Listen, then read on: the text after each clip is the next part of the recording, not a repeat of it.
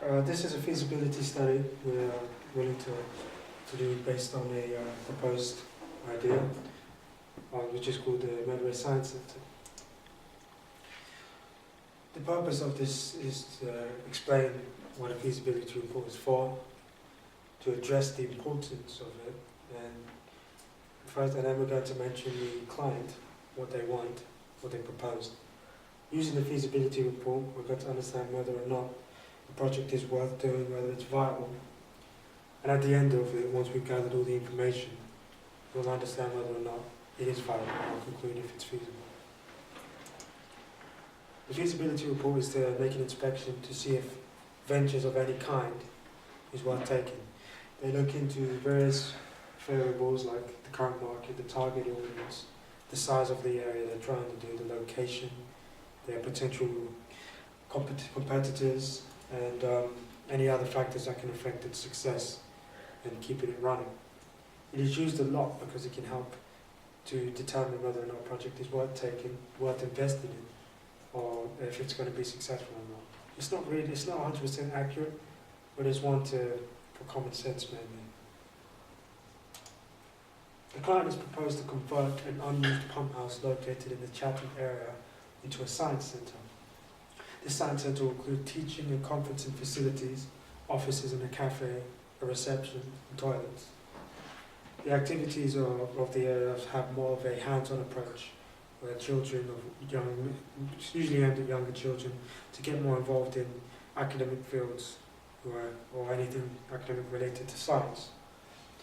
Being grade 2 listed, it's also got its restrictions. You can't interfere with anything structurally, and there are features which, if they are damaged, you need to replace them or repair them to its original design.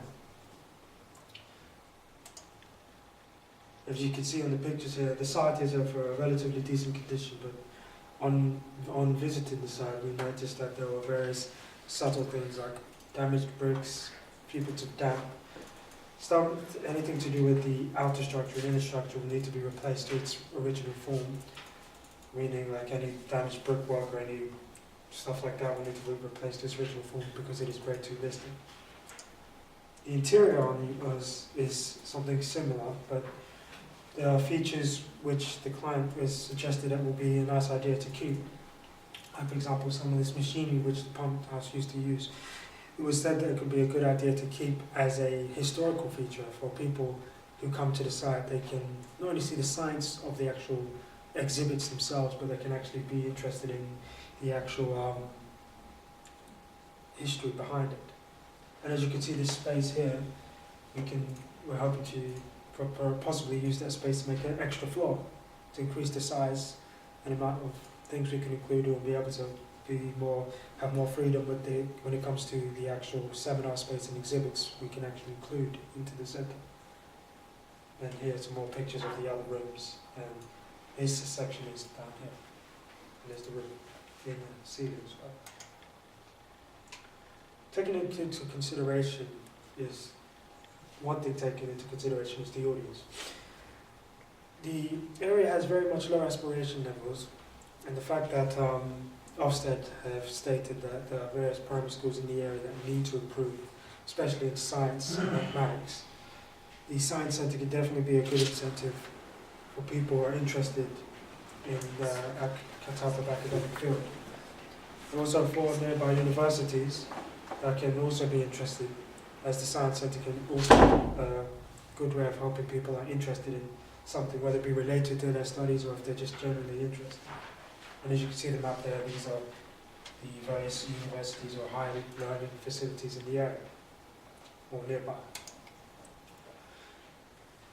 Our client has stated that they would wish to have a attendance of around 200,000 visitors each year, but it would be very difficult to reach. So a more reasonable one to set would be 120,000, because initially it will be very difficult to reach high amounts in their first year.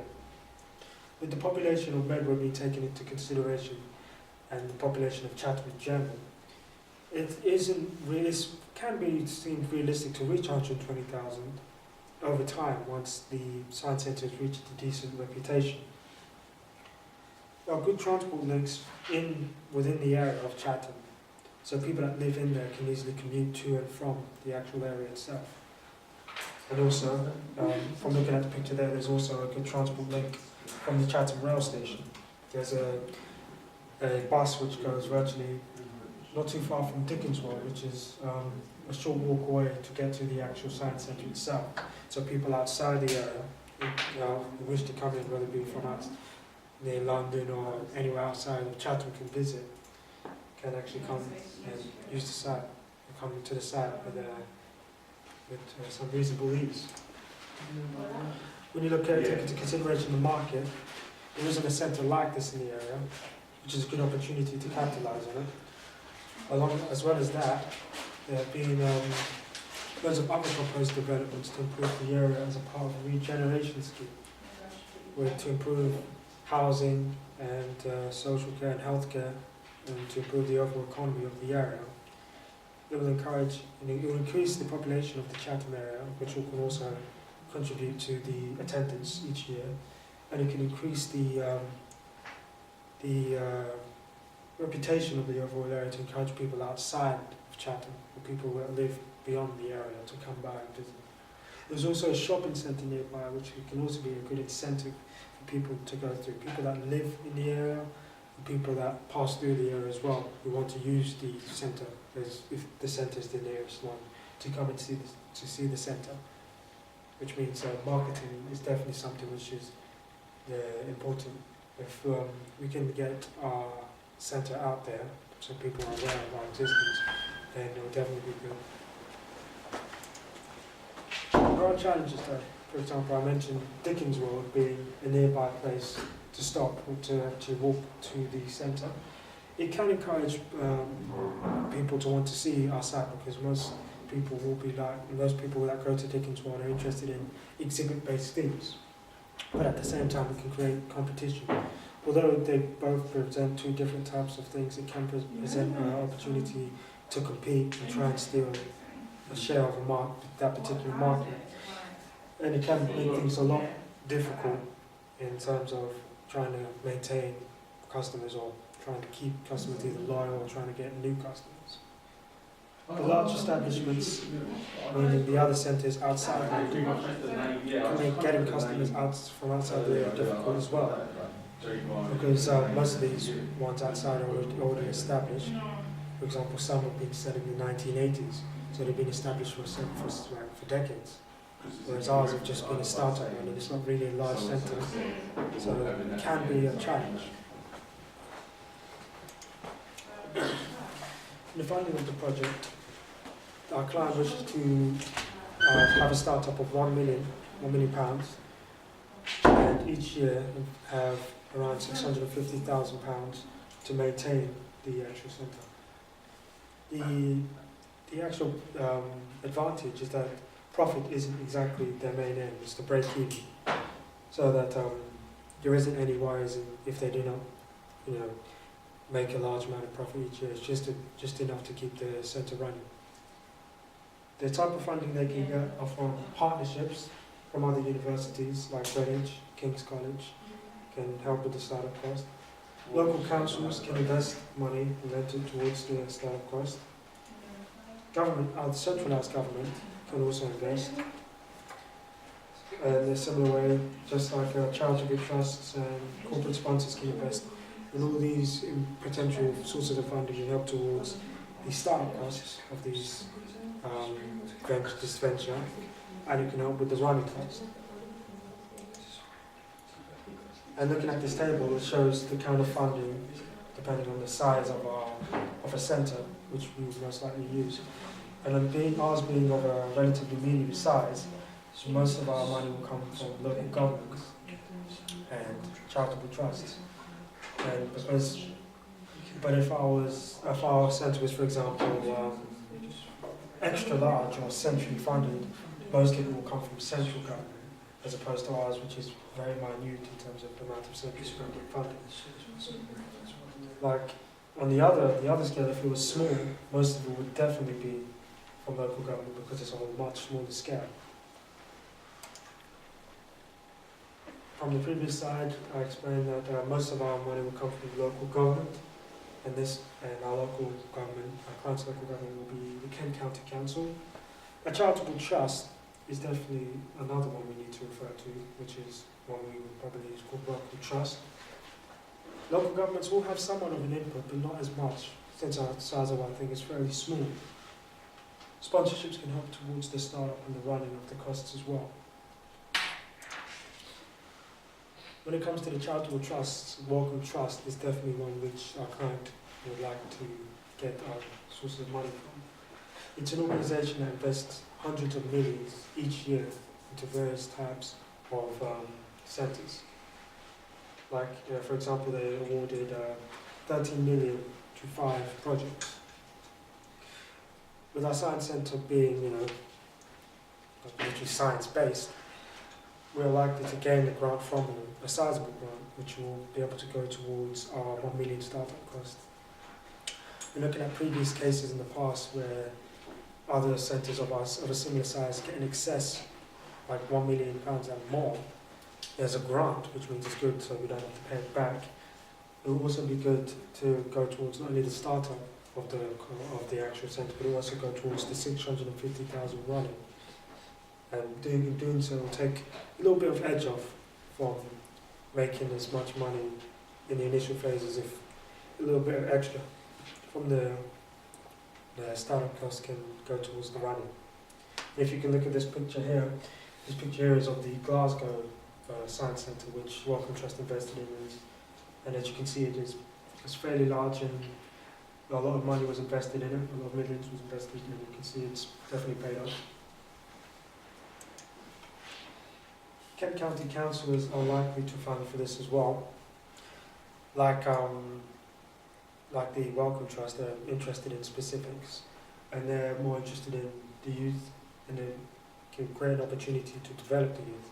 And since our Science Centre creates opportunities for the youth to improve in academic fields, science related, it is definitely likely to earn funding from them. They can grant our client up to £100,000 and more, and like I said with the previous one with Wellcome Trust, it can also go towards the running and the startup costs, which can take the edge off the amount of money which needs to be made in the first year. So the amount of attendance might not be as high as it should as a normal year.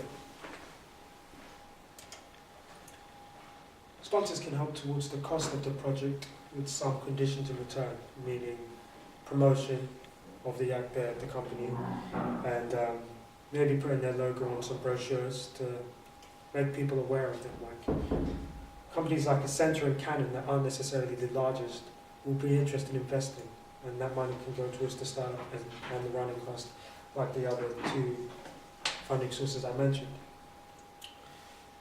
Banks can also do it as well. Banks like Barclays are interested in community-based projects, especially ones which are like educational, anything to improve the academic health of areas which are struggling. Like Ofsted said, the primary schools need to improve in those areas, so Barclays can be interested in investing in projects like that. In regards to the revenue, most of the revenue will come towards from ticket sales. Because our size of our centre is a medium size, most of our money will come from ticket sales. But it's more or less accurate, this table which was used, which from the same source as the funding. But because our car park isn't exactly large, we will most likely get most of it, slightly more, probably around here. Most of it will be around here in regards to the amount of money from ticket sales. We will get money from investment income, people that hire to use the centre, and we will get corporate money from corporate investors like sponsors.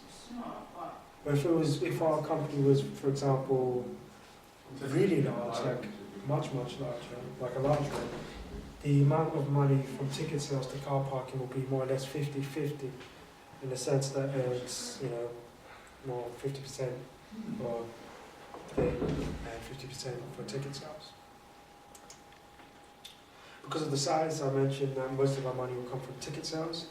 The table below shows the proposed ticket prices in similar centre as similar centre called Intake.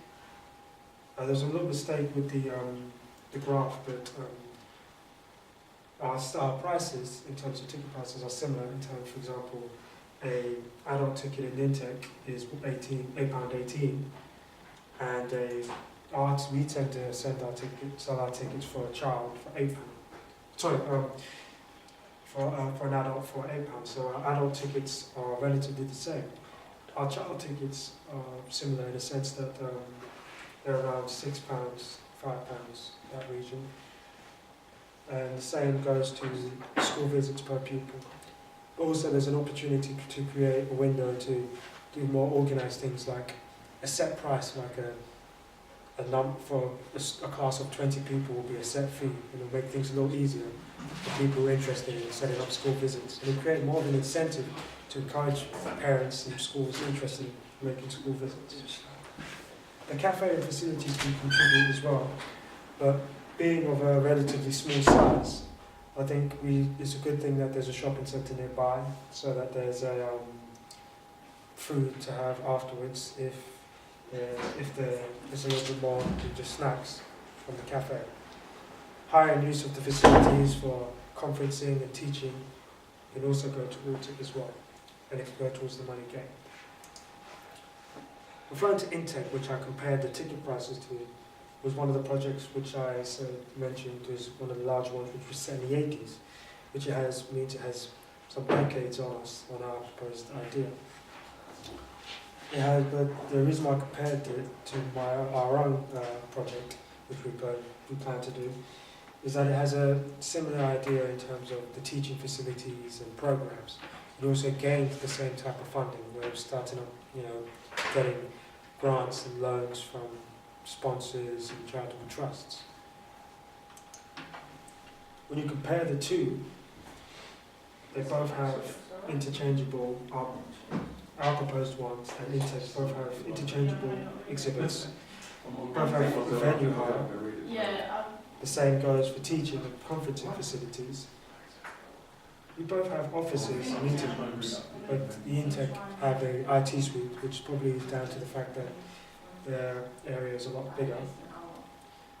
And they have a cafe and picnic area. We just have a cafe. But because we have a shopping centre nearby, I think food won't be a difficult thing for potential customers to get their hands on because of the Pizza Hut and other establishments. And of course there's a toilet, and there's toilets and receptions and changing facilities. In conclusion, I think this project is feasible. It can meet the client's requirements. They can fit all the things they want onto the site, onto the project. It has an open market available. There isn't any science centres in that area. There isn't anything with that kind of exhibit. There are other regeneration projects that are going on in the area, which can also help gain more custom from outside the Chatham area. They can gain the financial support from various sources, and the funding of that is likely to be gained because they are interested in whether it be science-based or community and youth development projects. It's got a good location, good commuting links from outside and inside the area, a good train from railway stations all the way down to good road links, so people outside and inside the area can get to the science centre. And it can help go beyond, with all that together, it can go towards break even and more money can be invested to improve the site itself.